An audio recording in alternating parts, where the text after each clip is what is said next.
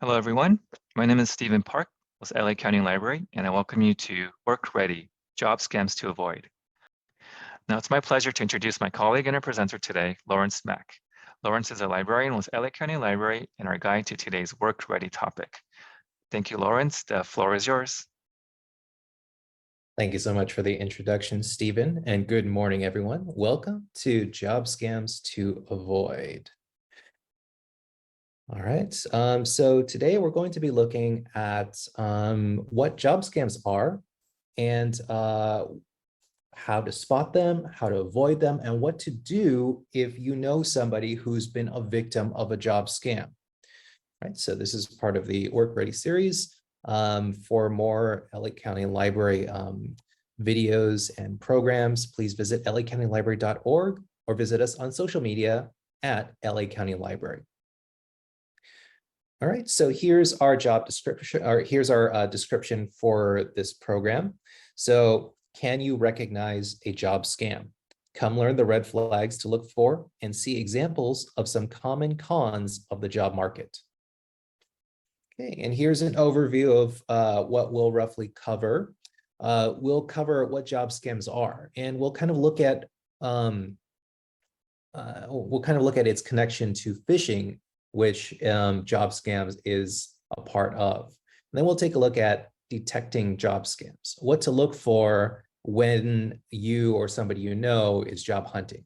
And we'll look at how to avoid job scams as well. Then we'll cover some additional resources and some legitimate job posting sites. All right, so first off, job scams. What are they? Well, job scams are fraudulent schemes where scammers pose as employers and offer false job opportunities. Now you might be wondering, why would they do that? Why would they go to the trouble to pose as employers and offer these false job opportunities? Well, they have several goals in mind. So one of the major goals of job scams is to steal information. When they steal somebody's personal information, they can use that to perform identity theft. They can use that to steal that person's money or to use that person's identity to further scam other people. Second is money. So they can use their victims as unwitting mules for money laundering, whether that's cashing bad checks or even sending wire transfers. They do that to be able to have other people actually perform that money laundering act. And the third could be something as simple as labor. So if they can get some free labor, why not? Because actual jobs do require payment, but if they can get a couple hours or even days of free labor from somebody, that's also something that's very profitable for them. So job scams, it's actually a type of phishing.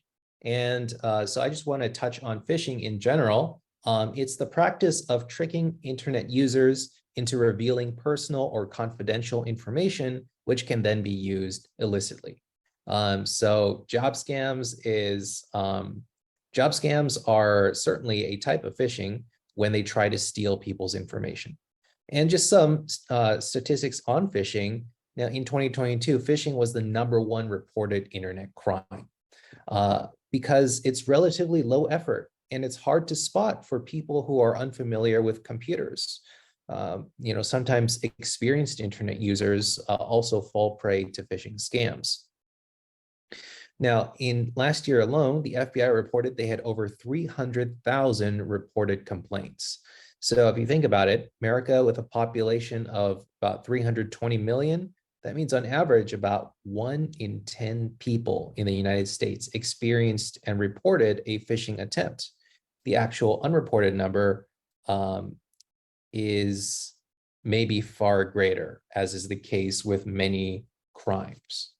And many of these attempts did in fact succeed, as the FBI reported that there were over $50 million lost as a result of phishing scams.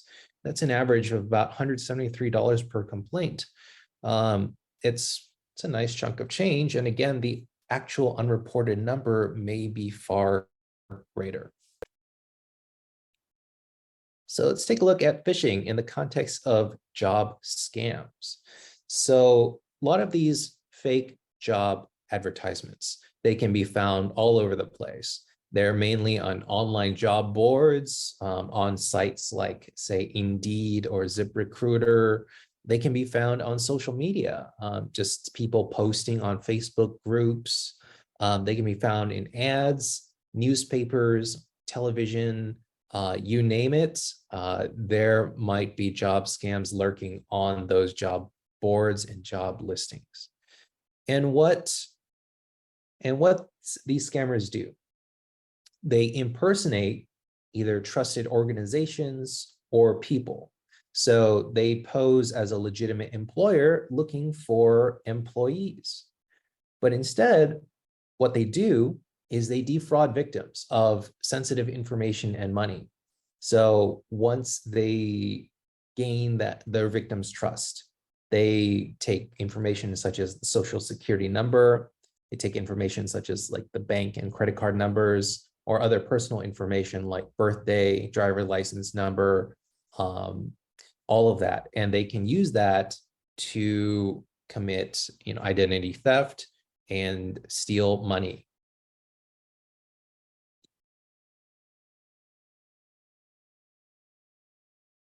Now, in addition to just phishing, in addition to just stealing information, there's other types of job scams out there as well.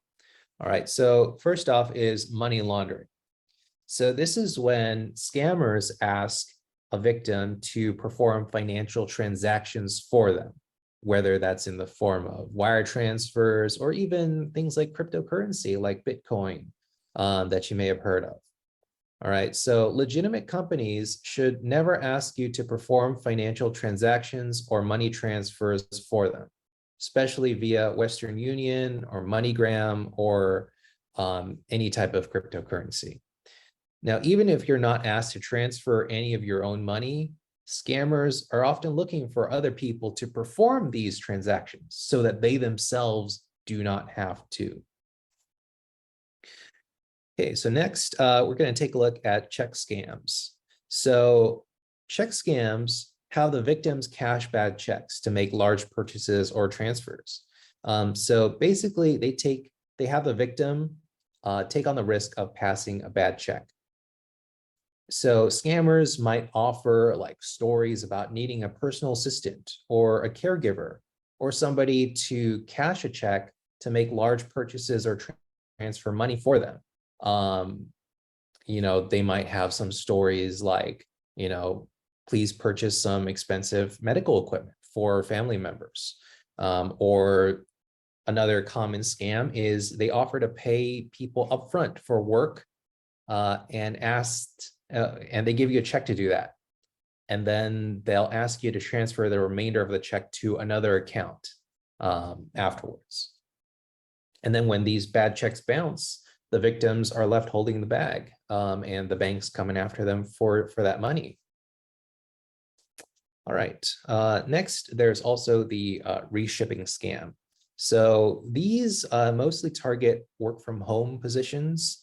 And what they do is they'll send the victim the package to reship the package from their house to somewhere else, usually out of the country.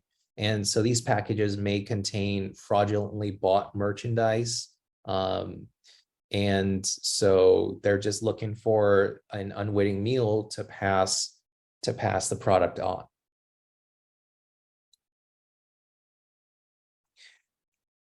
Okay, so now that you know about different types of job scams, there's several ways to detect job scams as well. All right, so first is if it's too good to be true, if a job listing is too good to be true.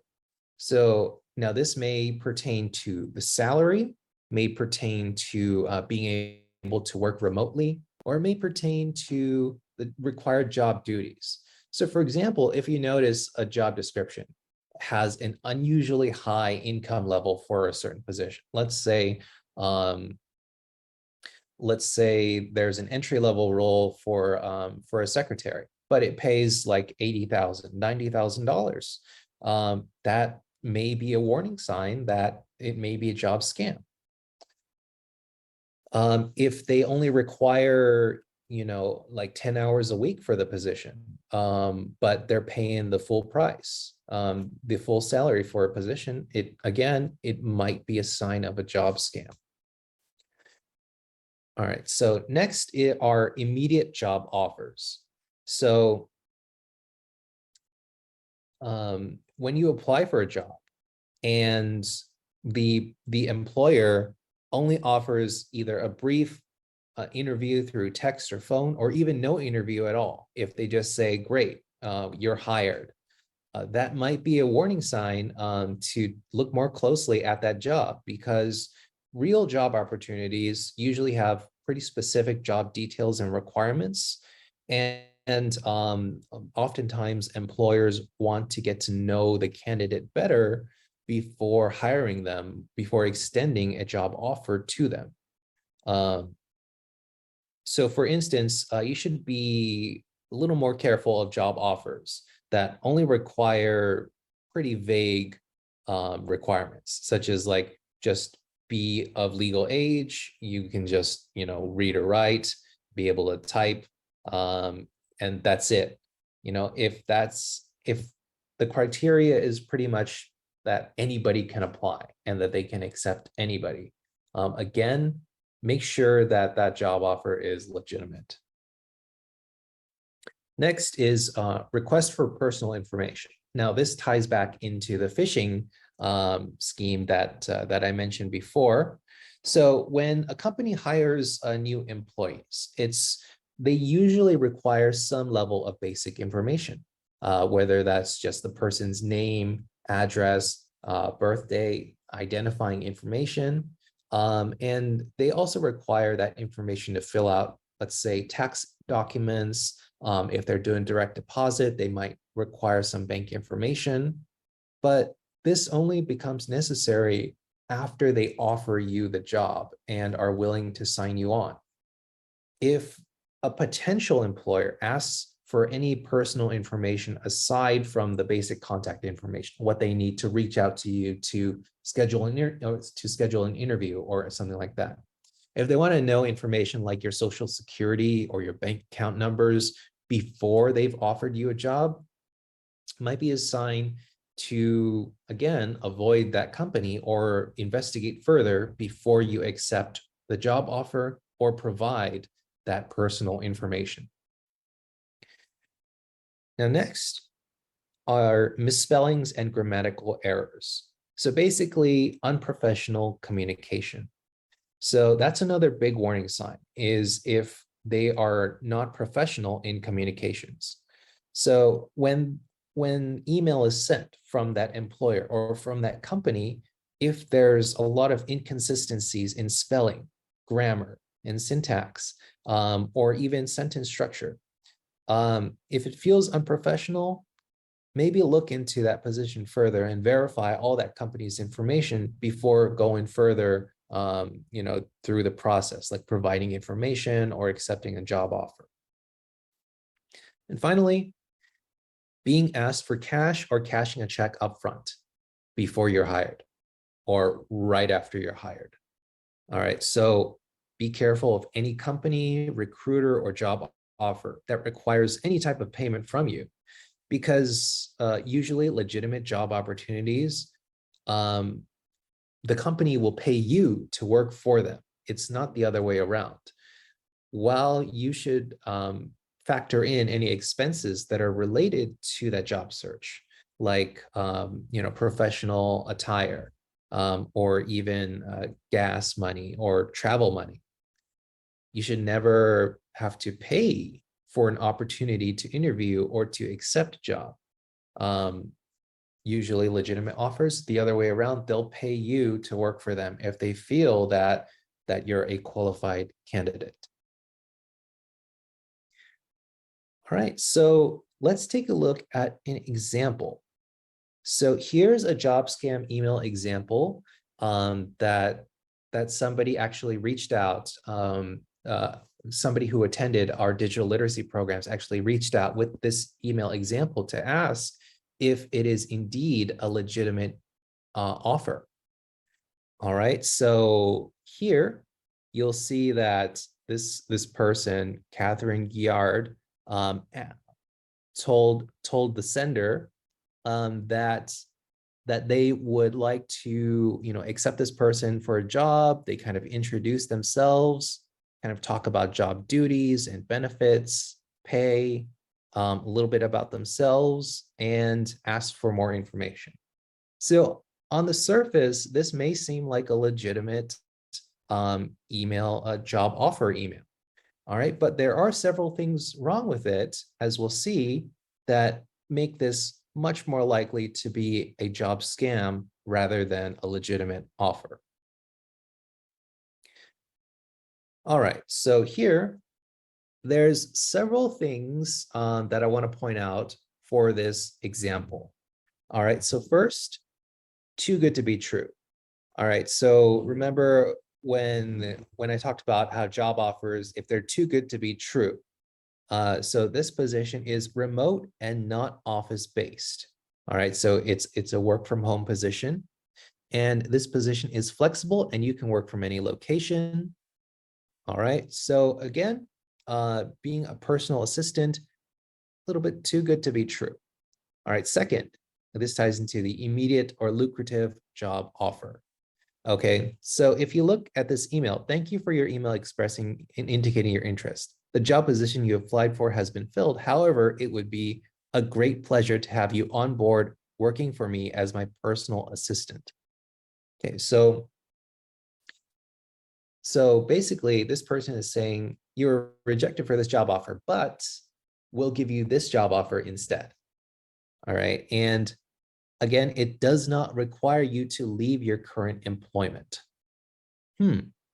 So they're basically treating this like a side hustle, but there are lots of great benefits. As you can see, there's 401k, there's medical, dental, vision insurance, bonuses and commissions, and pay is $1,250 a week, and you get paid every 2 weeks.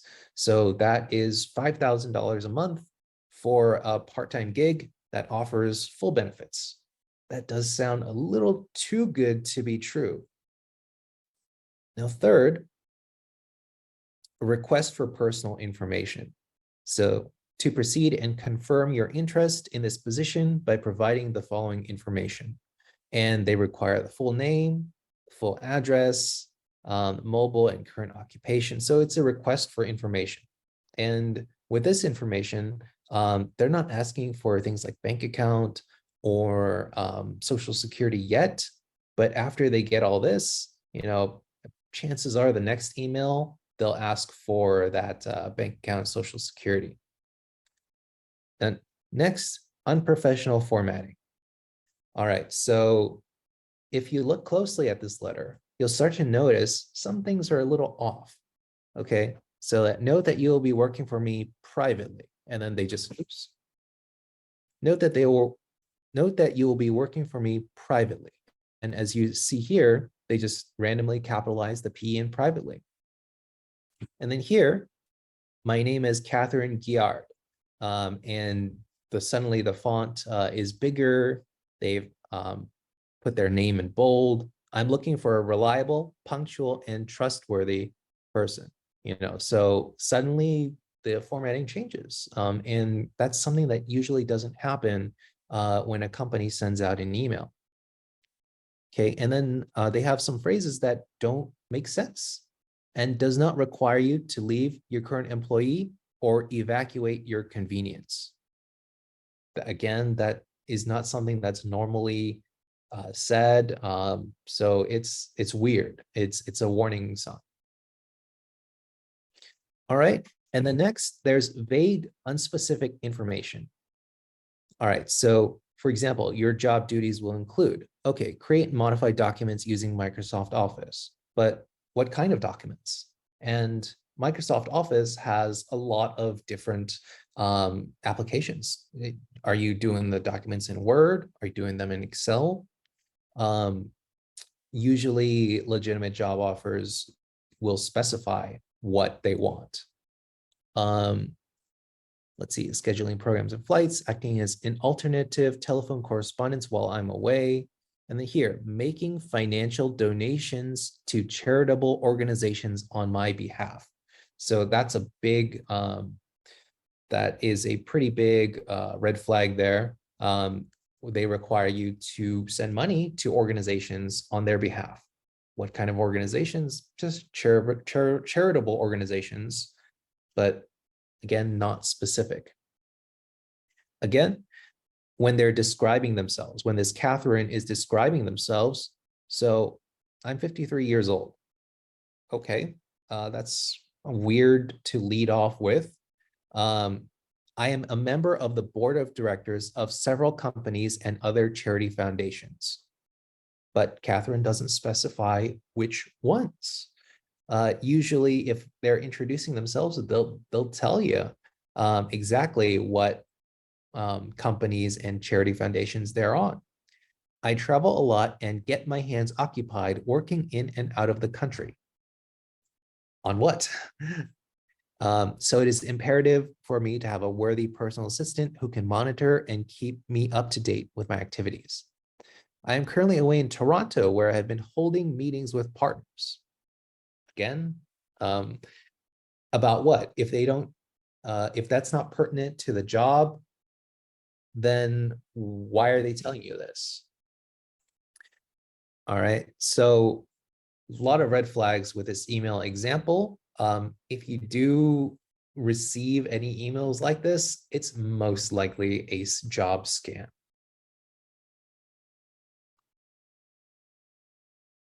Okay, so now that you know a bit about job scams, how do you go about avoiding job scams? Well, there's a couple ways to do so. So first, you want to verify a job posting. All right, and the easiest way to do that is to actually research the company that's offering you the job. So are they listed on Google? Do they are they listed on Yelp?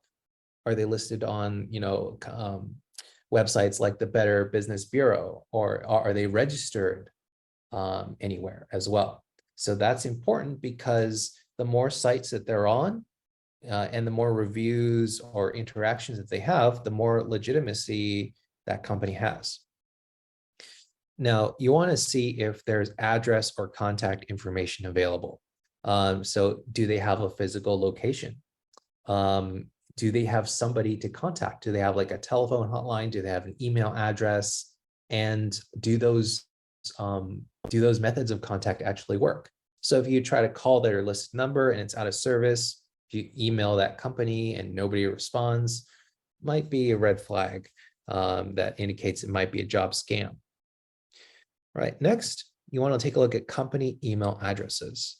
So you want to look for verifiable company email addresses. So larger companies, they'll usually have email addresses with domain names that match their websites. All right, so for example, generally big companies don't have email addresses that end with like yahoo.com or gmail.com. That's usually for personal use.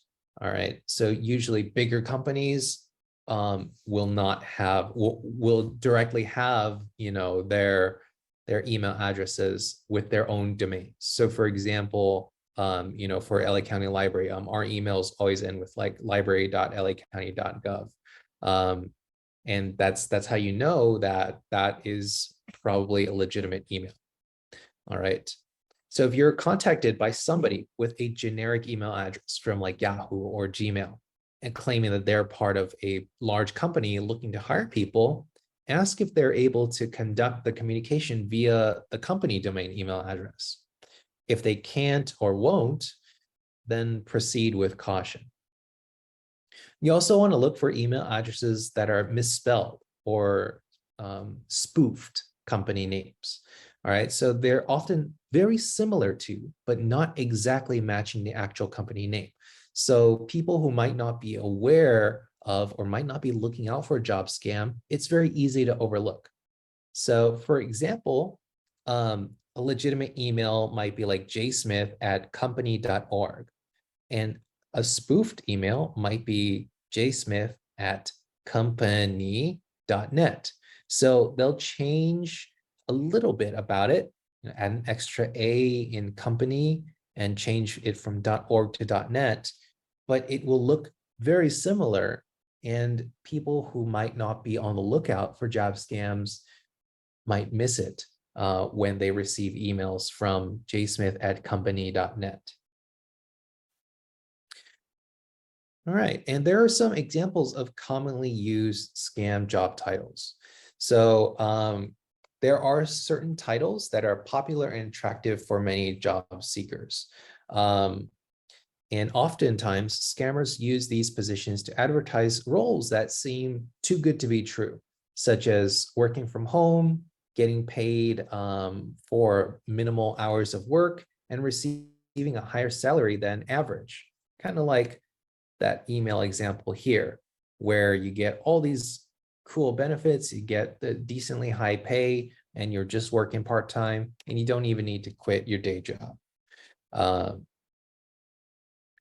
These ploys, they're usually intended to lure people's attentions to these positions and encouraging them to apply to these seemingly easy, lucrative jobs.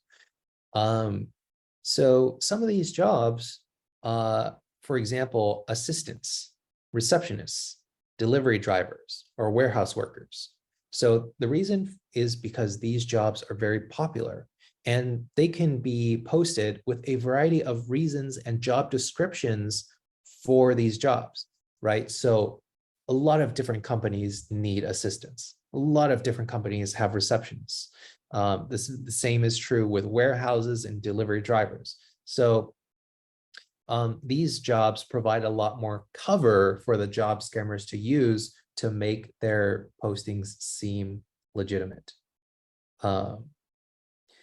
Now, while these are examples of highly used fraudulent jobs, it's important to remember that there are many, many legitimate versions of these jobs on job posting sites.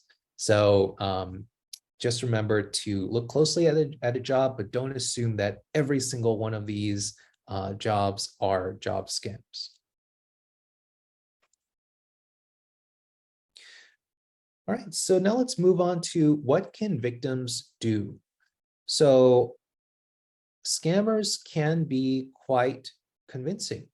So they'll use calling, they'll email using text messages, and they'll do that to try to get people's money or personal information.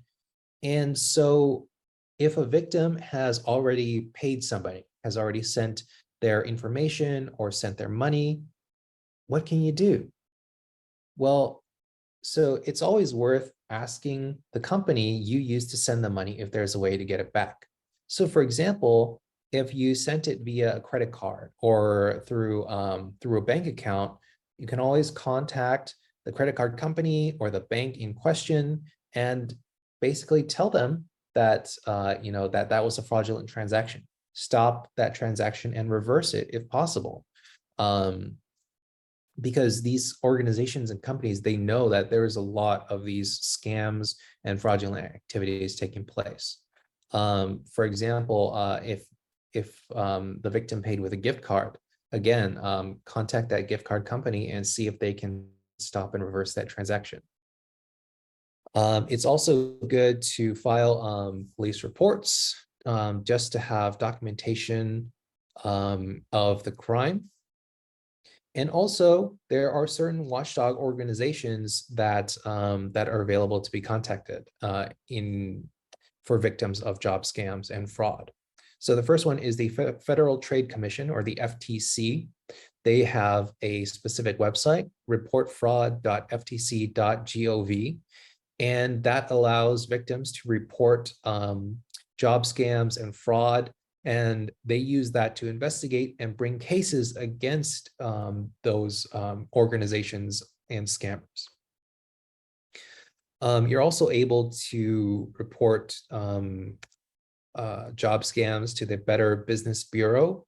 They have a database called Scam Tracker, that allows people to view past instances and reports of job scams and frauds. And they also allow you to file a complaint to them as well. Now, now that you've learned about job scams, there are legitimate job search sites that you can go to in order to find jobs. Okay, so the first is CalJobs. So CalJobs provides job listings in the state of California, and they source their listings from the large job search databases like Indeed and ZipRecruiter. And they have live and virtual workshops and events, such as like job fairs and skills workshops that you can take advantage of to find jobs. And also they have education services locator for people who want to improve their educations or expand their skills. They provide links to schools, programs, and financial assistance. For older workers, again, there's something called Workforce 50, and it's tailored to older job seekers 50 and up. So all of the job listings are from employers who want to find older job seekers to be employed in their organizations. And they have additional resources specifically for older job seekers, including articles on how to utilize social media, help with resumes, and dealing with age discrimination. There's also the government job websites that you can find for LA County jobs, California state jobs, and US federal government jobs. And these are all government sites. So that makes the jobs that are on here very less likely to be job scams. And then again, there's Indeed. It's one of the most popular job search sites. You can search by industry, career, and company, find employer reviews and salary comparison tools. The employer reviews are especially good because companies or organizations with lots of employer reviews means that it's much less likely to be a job scam. All right, and they have it's a free service to create an account and apply to jobs, and also to utilize their resume builder tool. However, I want to note that a lot of job scams can also be found on these public job search sites like Indeed or ZipRecruiter. So make sure to use what you've learned today to be able to parse and weed out potential job scams on these sites. Now, to learn more about job scams, we have a lot of library resources on the topic. Here's some highlights from our collection. First is Scam Me If You Can by Frank Abagnale. He's the inspiration for that movie with Tom Hanks and Leonardo DiCaprio, Catch Me If You Can. So here's a book about scams. It's available as a physical book, ebook, or audiobook. And then also there's another good resource to learn about scams. It is Scammed by Jeannie Graham Scott. That's available on Hoopla. And also Avoid Work at Home Scams. And that's a course that you can take on LinkedIn Learning on our web resources page. So make sure to check those out. And we have a lot more resources on scams for you to enjoy as well. Now, if you have any questions, whether on what we covered with job scams or about any information in particular, feel free to speak to a librarian. We're available phone, text, email, and Instant Librarian, which is like a chat service. We're available at the days and times listed here, or you're also welcome to come into any LA County Library location, go to the reference desk, and our reference librarians will be happy to help you with your information queries. All right, so that is the presentation. Thank you so much for listening. If you have any questions or comments, please leave them in the Q&A or the chat. And now let's move on to the Q&A. Thanks, Lawrence. I see one question here. Does your credit history, social security number history get affected if you've been a victim of a job scam?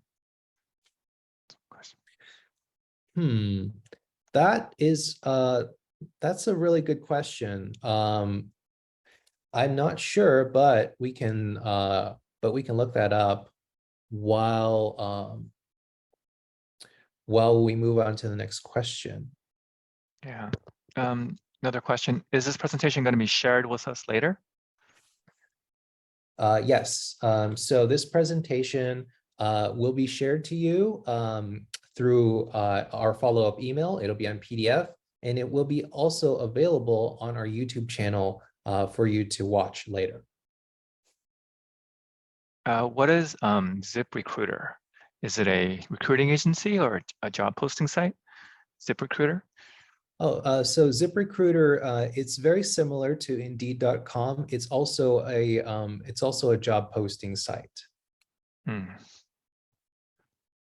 Do you have any resources to report scams that are not job-related scams, like check fraud? Just other resources to report scams? Let's see. A few I could think of, FTC, Federal Trade Commission, is a government agency. They have a website, ftc.org. You can file a complaint with them. I think Better Business Bureau is another one. That's a nonprofit that you can also report job scams.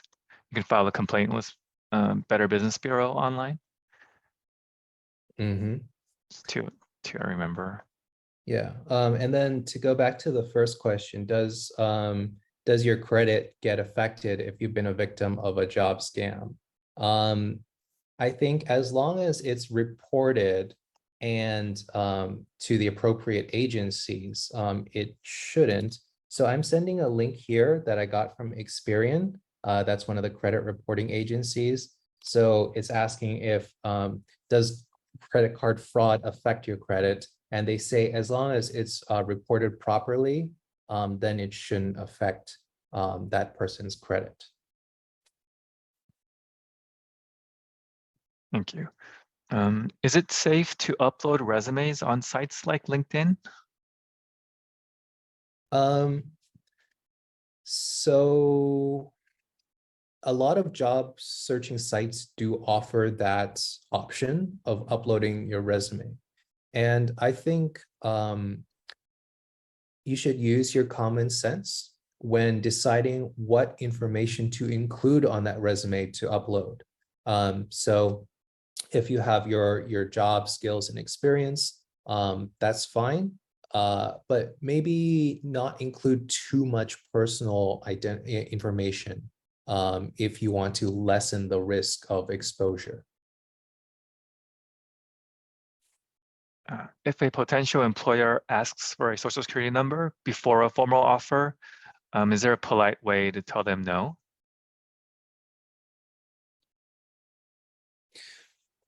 Well,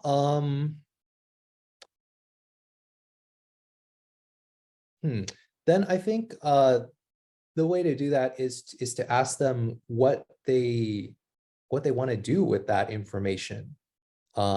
You know, what do they need to check with that information? Because usually they shouldn't require the social security number before a formal job offer. Yeah. Another question. Should you remove your phone number from your resume that you use to apply to jobs online? So that's a good way to lessen maybe the amount of spam calls you might receive. Another way is to just have a throwaway phone number to include on your job applications. So for example, apps like Google Voice, they can give you a web phone number that's tied to your real phone number, but it's a separate phone number that maybe you can just use for your job applications. That way, any legitimate job offers or potential interviews, you can still receive that information easily while just ignoring any of the spam calls that might come. Yeah, I think a follow-up to that is, what if they say they need your social security number to check your background? For instance, we would want to make sure you don't have a criminal record. Then I would say it depends on the organization.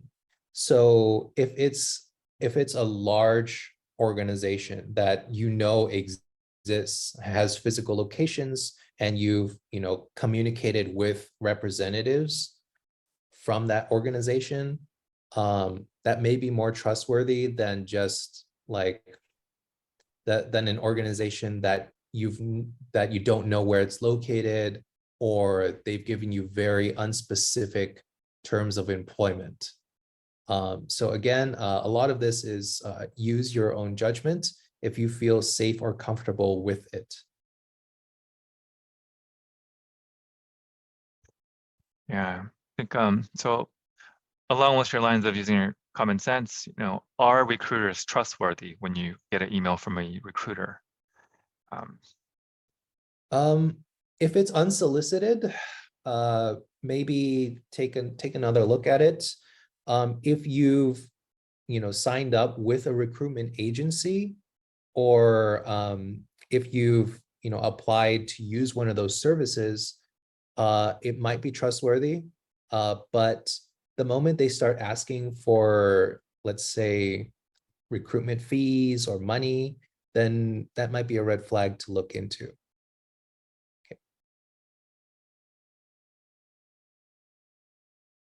A formatting question. This video, when it's posted later on, will it be ADA compliant? Will there be closed captioning attached to this work ready video?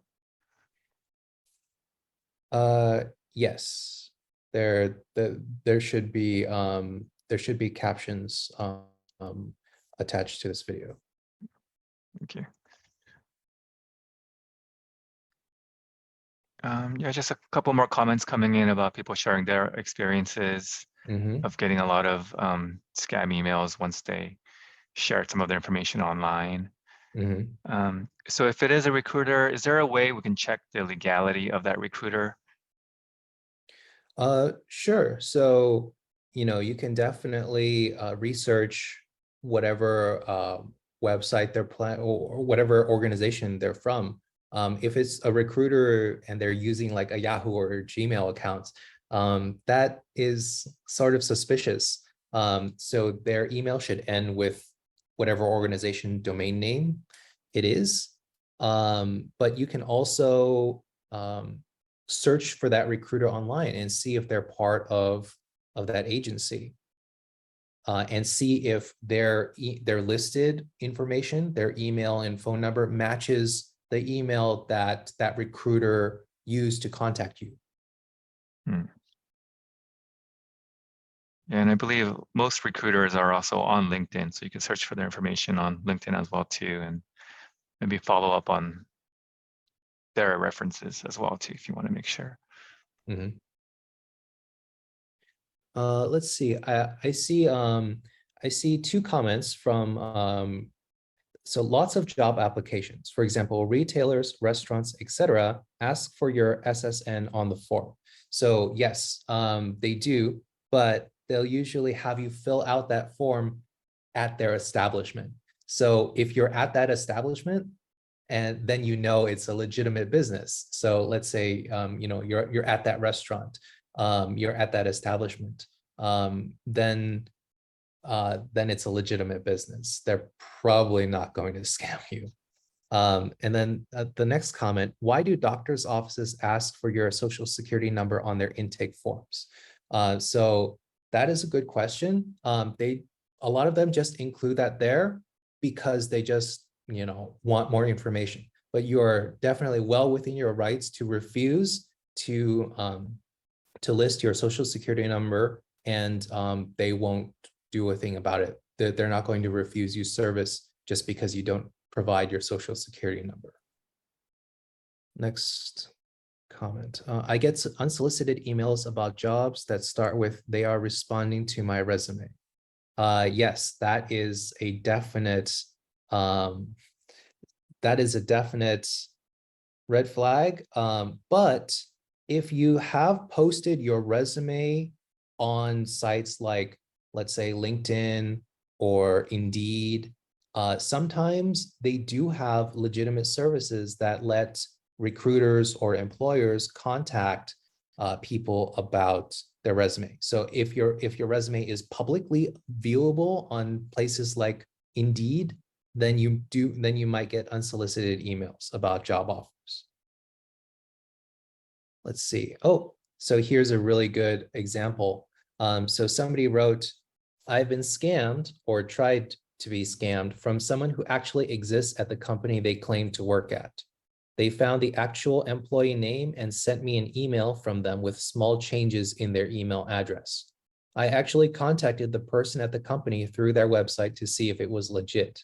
The person had no idea what I was talking about." That is awesome. You did very well in avoiding being scammed. So that is definitely something you should do to check up on references and actually contact them using the contact information on the legitimate company site to see if the offer was legitimate.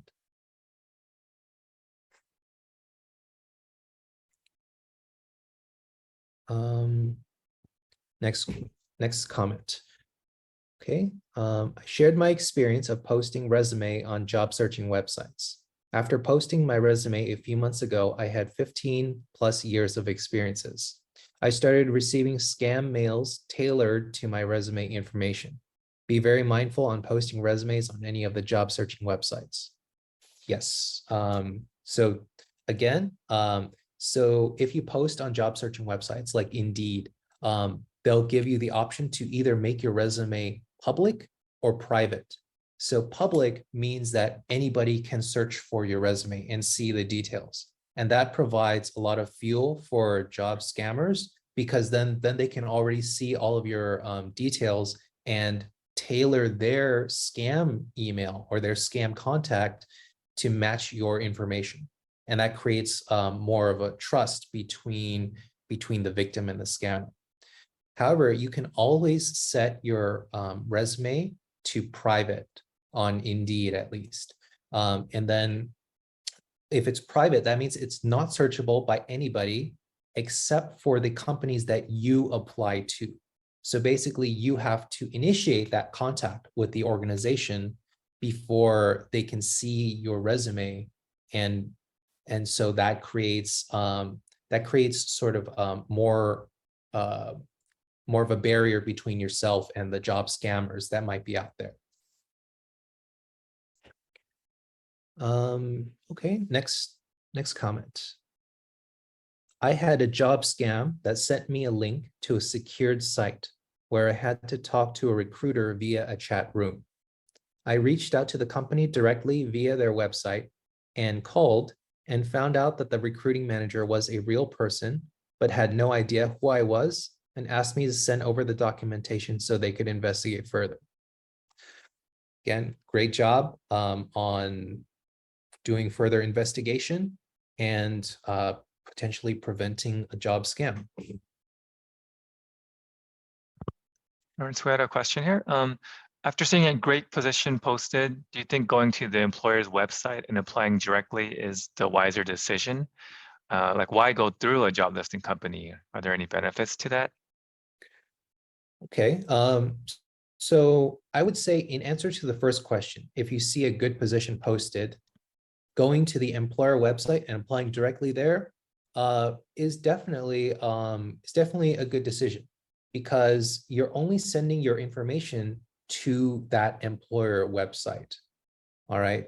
So the job listing companies, they're very convenient because they have a lot of different job postings from a lot of different companies. So they let you have all of your application materials on the same site while sending it to a lot of different companies. So basically, you're trading the convenience for the possibility of more job scams. All right, but if you apply directly on the company's website for that position, the only communication you should be receiving is in relation to that job posting from that company. So it's a good, it's a wise choice if you want to avoid job scam opportunities.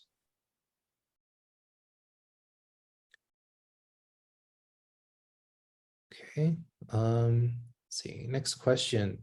I was going to submit for a job on LinkedIn. When I hit apply, it brought me to ZipRecruiter. So I backed out because I was unsure if it was a scam. Should I be wary?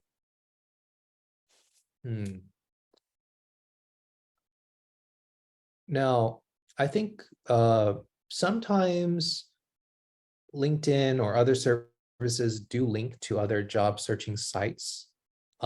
So I think what you need to do is to look at that job description information for the one on LinkedIn and the one on ZipRecruiter and make sure they match, and make sure that the companies that are offering the job are the same as well.